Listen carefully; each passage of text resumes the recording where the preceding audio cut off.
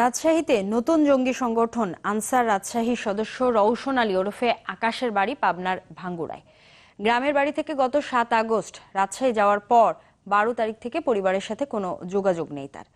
জঙ্গি সংশ্লিষ্টতায় পুলিশ আকাশের নাম প্রকাশ করলেও সে বিষয়ে কিছুই জানে না স্বজনরা। তবে জড়িত হলে আইন অনুযায়ী বিচারের দাবি তাদের। গত ১৫ আগস্ট রাতে রাজশাহীতে অভিযান চালিয়ে নতুন জঙ্গি সংগঠন আনসার রাজশাহীর সন্ধান পায় পুলিশ।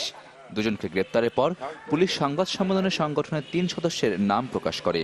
তাদের একজন পাবনার ভাঙ্গুড়া উপজেলার ভাঙ্গুড়া গ্রামের রওশন আলী ওরফে আকাশ।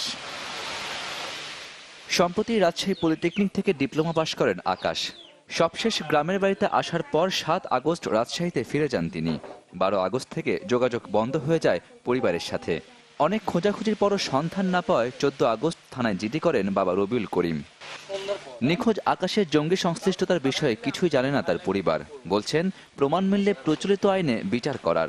আমার ছেলে কোনো সংগঠনে নাই, আমার ছেলে কোনো ইয়েতে নাই। আমার ছেলে শুধু লেখাপড়া করতো, আমার সাথে হাল আবাদের কাজ করতো, মালের বোঝা ঘাসের বোঝা বাপের সাথে আনতো। প্রকৃতই যদি অপরাধী হয়ে থাকে বা কোনো গঠনের সাথে সম্পৃক্ত হয়ে থাকে তাহলে তার শাস্তি হোক। আর যদি আমার ভাই কোনো কিছু না করে থাকে বিনা দোষে তো তার কোনো সাজা হোক, এটা আমরা চাই না। আকাশকে সংশোধনের সুযোগ দেওয়ার পাশাপাশি মূল হোতাদের খুঁজে বের করার দাবি জানান এলাকাবাসী। সে আসলেও যদি এর সাথে সম্পর্কিত হয়ে থাকে, এখন আইনসঙ্গত সে অপরাধী, তার শাস্তি তো হবে। যদি কেউ নিজের স্বার্থে হোক দলের স্বার্থে হোক ওকে ব্যবহার করে থাকে, তবে তাদের মূল হোতাদের বের করে তাদের শাস্তি দেওয়া হোক এবং এই ছেলেটাকে এর ফ্যামিলির কাছে পুনরায় ফেরত দেওয়া হোক। এ বিষয়ে ক্যামেরার সামনে কথা বলতে রাজি হয়নি পুলিশ।